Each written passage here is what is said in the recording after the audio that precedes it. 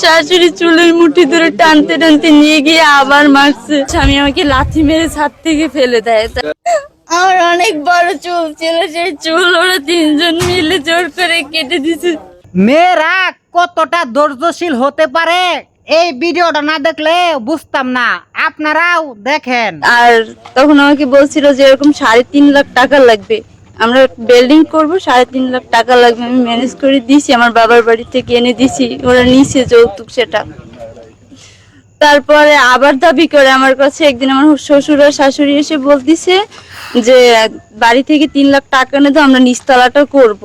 তাই আমি বলছি আমার বাবা রিক্সা চালায়, আম্মু গার্মেন্টস করে, আমাদের বাড়ি ঘর নেই, 3 লাখ টাকা আমরা কোথায় পাবো? তারপর তার ছেলে ছিল অফিসে, আমার শ্বশুর শাশুড়ি ফোন দিয়ে তাকে বাসায় আনে। সে বাসায় এসে আমার জিজ্ঞেস করে টাকা নাকি দিবা না, আমি বলছি না আমি দিতে পারবো না। তারপর আমাকে অনেক মারধর করে, মারার পর আমি আমার সন্তানকে নিয়ে যে নিচে নামছি সিঁড়ি থেকে, আমার শাশুড়ি চুলের মুঠি ধরে টানতে টানতে নিয়ে গিয়ে আবার মারছে। মারার পরে আমি আবারও জোর করে আমার সন্তানকে নিয়ে 0 পয়েন্ট অব্দি চলে গেছি। সেখান থেকে আমাকে আবার নিয়ে আসা হয়েছে। আমার স্বামী নিয়ে আসার পরে আমি ঘুমায় গেছি, আর আমার স্বামী গেছে বাজারে।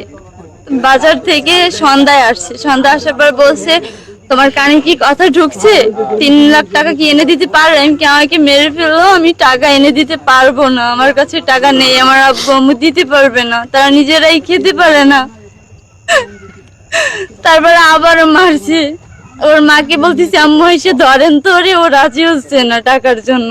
তারপর অনেক মারছে, মারার পর টানতে টানতে ছাদে নিয়ে গেছে, সেখানে নিয়ে মারছে। আমি তখনও মুখ খুলিনি, চেঁচাইনি। তারপর আমার হাতে নাক থেকে এনে দেখি রক্ত বের হয়েছে, তখন চিল্লাইছি আমি, কে আছো বাঁচাও। এই এলাকাবাসী সবাই শুনছে আমার কথা। তারপর এখানে কিছু ছেলে পেলে খেলতেছিল বড় বড়, তারা বলতেছে কে কাকে মারে, কোথায় মারতেছে। সেই কথা শোনার পরে আমার স্বামী আমাকে লাথি মেরে ছাদ থেকে ফেলে দেয়। তারপর তো আমি অজ্ঞান। 2 দিন পরে আমার হুঁশ ফেরে, হ্যাঁ এই ছাদ থেকে আমাকে ফেলে দিছে লাথি মেরে।